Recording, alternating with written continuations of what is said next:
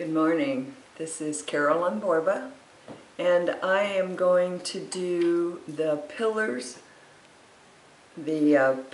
of leadership about Abraham and Sarah and their condition in their waiting.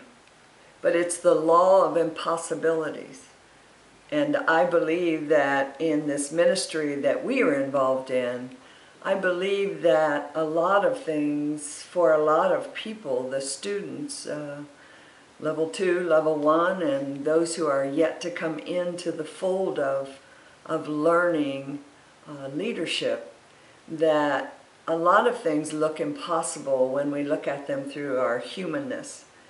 And God does not want us to look at impossible things, because He is not impossible. The things that God does seem impossible to us because of our flesh.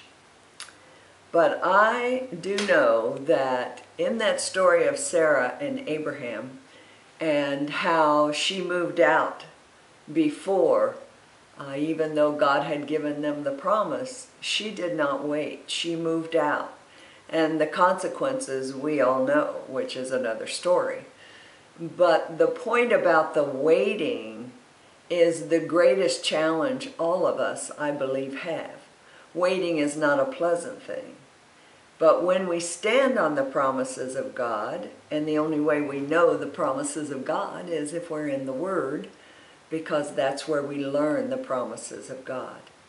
And I thought about, as I was meditating this morning, the Lord did give me a scripture, which I will share with you in a moment. But I had a vision more of what would happen today with people concerning birth. You know, that's a miracle. The miracle of birth is such a miracle.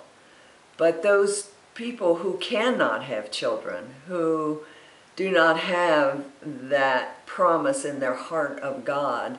And so what they do after they've waited for quite some time, they've spent all their resources in trying to go through the fertilization period to see if science can help them, since God's not answering their question and giving them what they want when they want it.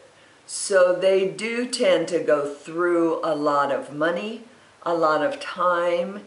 It's challenging on their relationship. And even yet, at the end of all of that, there is no birth for them. And so then they're waiting after another choice. There's another waiting period.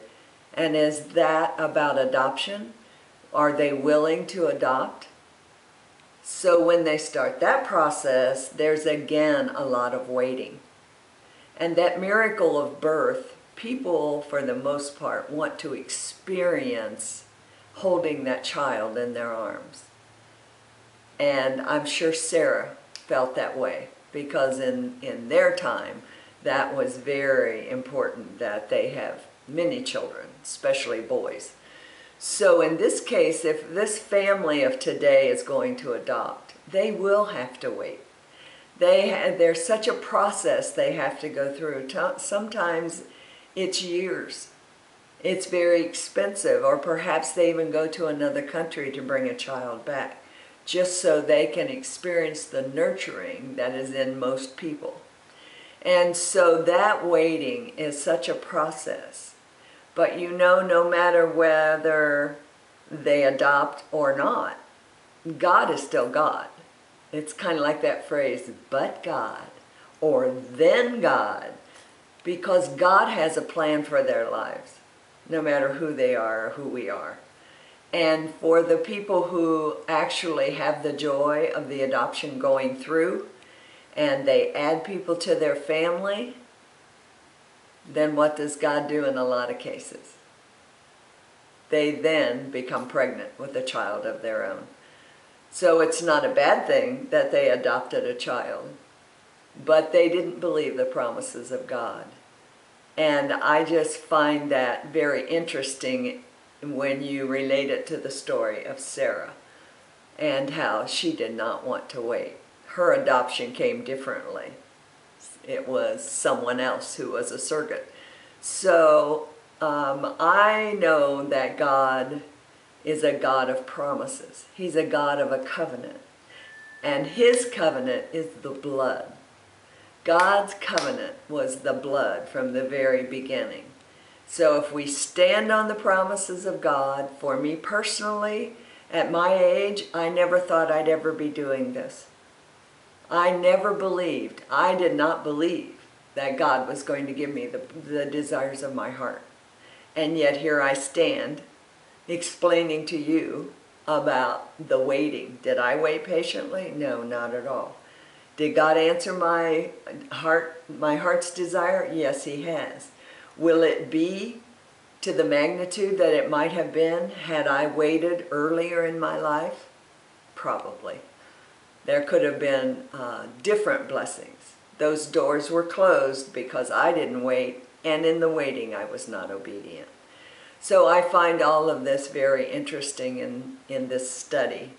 And the fact that God will answer those promises, and the fact that I can stand here and say that from my own experience, that I encourage these young people to stand in waiting for the person they're going to marry, for where they're going to live, because God has a plan for their life. What it is that God has for them will come to be. But it won't always be in the timing that we want. And for some people, they'll have it in eternity. So I always appreciate your words of wisdom, Will, and the activation of this. If I were doing the activation, would be the same thing I'm talking about. There'd be people, a couple, maybe more than one or two couples, that are waiting, talking to a doctor, showing that they have no child, and writing on paper and showing what it takes to go through that process. And the scripture that that God gave me today was in Ezekiel. And it was in 1 Kings 8:24, or I'm sorry, 1 Kings 17, 8 through 24, when Elijah saw the dry bones. And God showed him all of that. Then he went to the widow, and the widow's son became ill and died. And only God